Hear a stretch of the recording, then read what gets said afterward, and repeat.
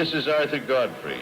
The film you're going to see contains some very unusual pictures which have been released from the earliest files of the U.S. Air Force. It's about America's #1 ace of all time, a man whose heroic exploits have made him revered and honored by Americans of all ages. He flew the kind of a plane that you see flying here. You know what it is? Sure, a Spad from the First World War. There aren't many of them left. And the man in this famous plane is the big boy himself, the one and only Captain Eddie Rickenbacker. Hey, wait a minute. I want to get in this scene myself. Eddie! I'm glad to see you. Oh, boy. How's it feel to be at the controls of this old baby again? Well, it brings back a lot of memories, Arthur.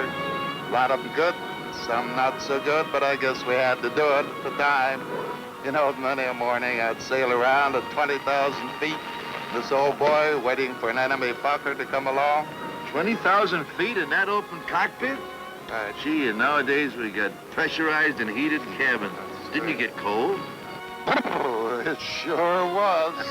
We even had to come down to thaw out. Well, they certainly weren't perfect, but for those days, the ships they flew were pretty wonderful. The whole business of flying was only 15 years old. And it's almost miraculous that they had planes as good as these in 1918.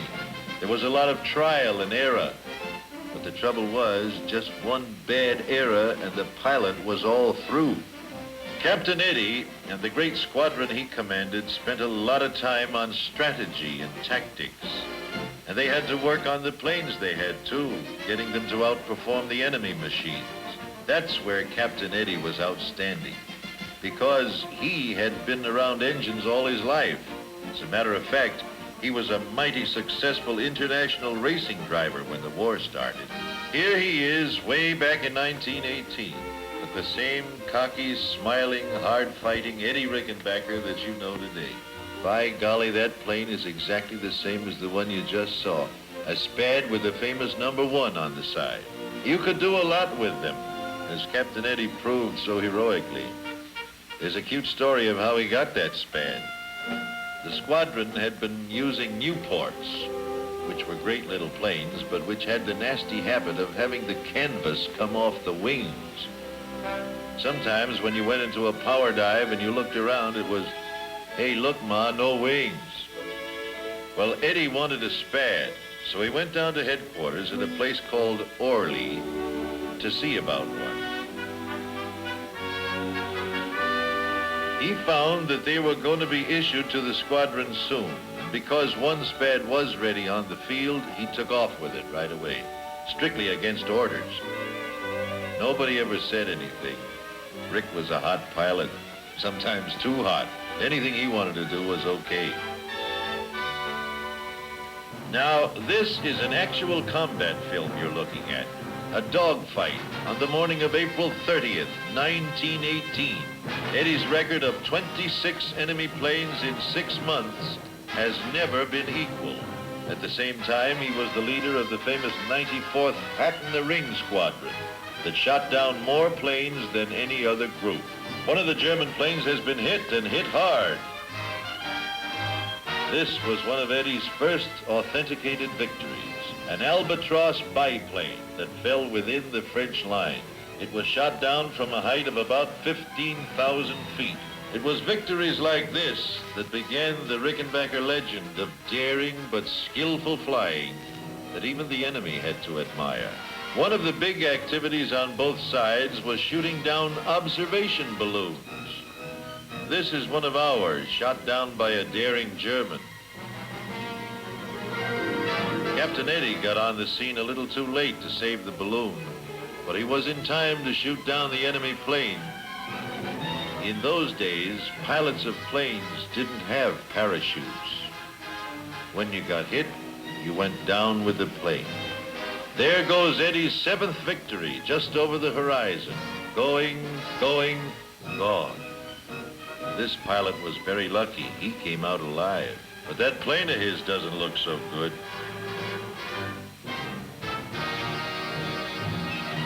Here are Captain Eddie and Jimmy Meisner, one of the famous flyers of the 94th.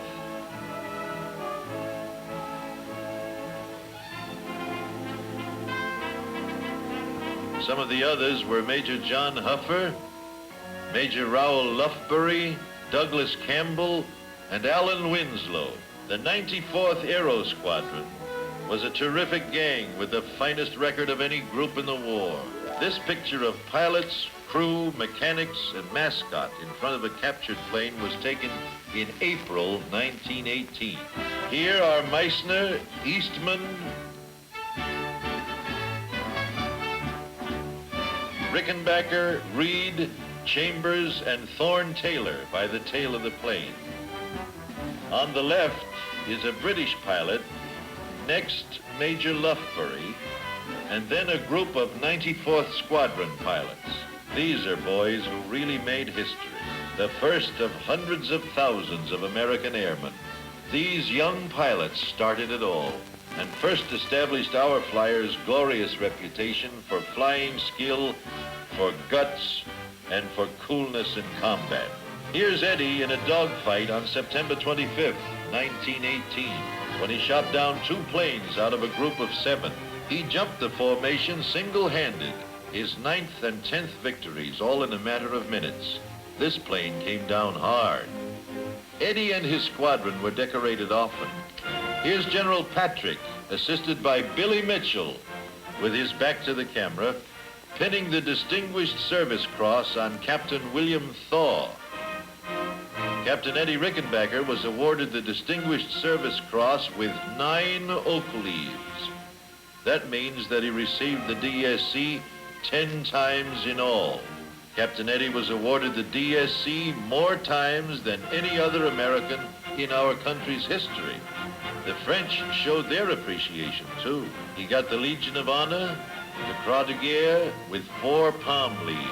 Here are 3 94th Squadron pilots being decorated and congratulated. More honors for our daring young captain.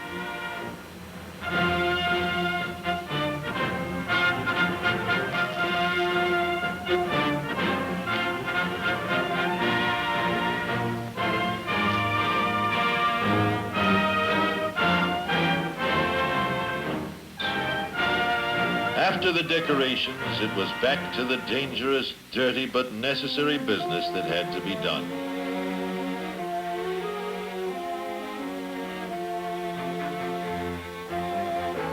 This old-time shot has a title.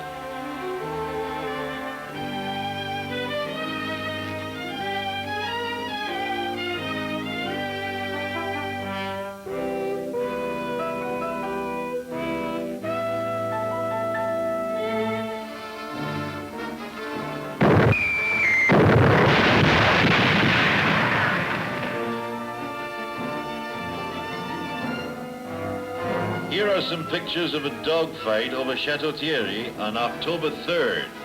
Boy, I don't know. You had to have plenty of stuff to fly around in those flimsy little planes. It was a tough business, going up day after day, only the good ones lasting very long. On the German side, Baron von Richthofen's flying circus of highly skilled veteran flyers was ready to pounce on anybody who got careless. One of their pilots he missed getting a shot at, though, and it was kind of too bad. His name was Hermann Goering. This is a late model Hanover 2-place fighter brought down by Rickenbacker and Reed Chambers on October 2nd. The gunner was killed and the pilot taken prisoner. You can see the bullet holes in the fuselage where Chambers points, where the shots entered that killed the gunner. Eddie and his boys captured many German planes, some of which you see here. They look pretty badly shot up. Our young hero got just about every decoration that existed in those days. The Congressional Medal of Honor.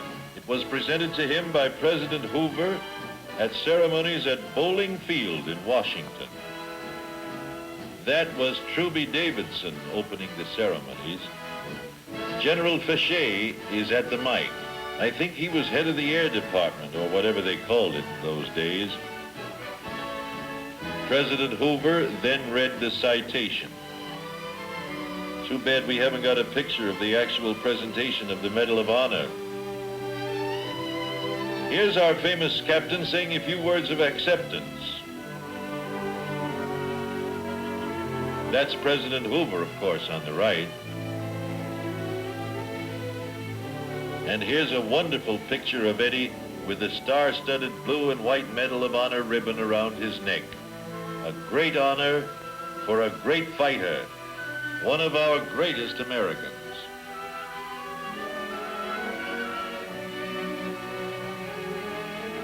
The members of the old 94th AERO Squadron got together for the ceremony. The fightingest, bravest, best gang that ever flew together. They were the pioneers. They blazed the trail of glory followed by the generations of flyers such as this younger group here. Heroes, every one, immortal in our great nation's history. These planes in the air show that day were a long step forward from the planes of the war that Eddie fought in, but in all the long history of military flying, I doubt that there will ever be a single plane as well known as a certain Spad with the number 1 and a hat in the ring on the side. That Spad and the men who flew it will be famous forever. You know, it's a great little ship. And I never regret the training I had on her, because it stood me in great stead all through the years. It's taught me many things, and I've used it well.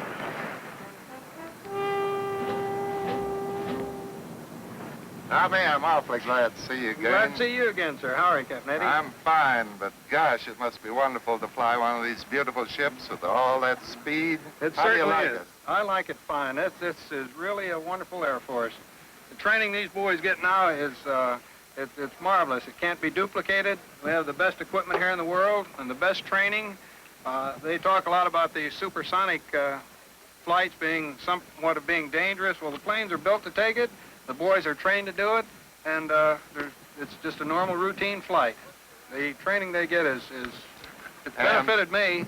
I know. It's safe, I suppose. You're still here. Yes, sir. Look at me. After 12 years, and you've got Well, a lot you know, more than that. I've got a son, and just came back from Korea. He had that beautiful training, sir. wonderful training in the Air Forces, and it's going to do him a world of good. And in fact, if I was a young man today, I would take advantage of that training first above everything else, because it'll apply to any profession or any walk of life in their years to come. No man has ever served his country more gallantly. In the First World War, Captain Eddie became an international hero. In the Second War, his devotion to duty and rugged courage were an inspiration to the nation. You remember those 24 days on a raft in the Pacific.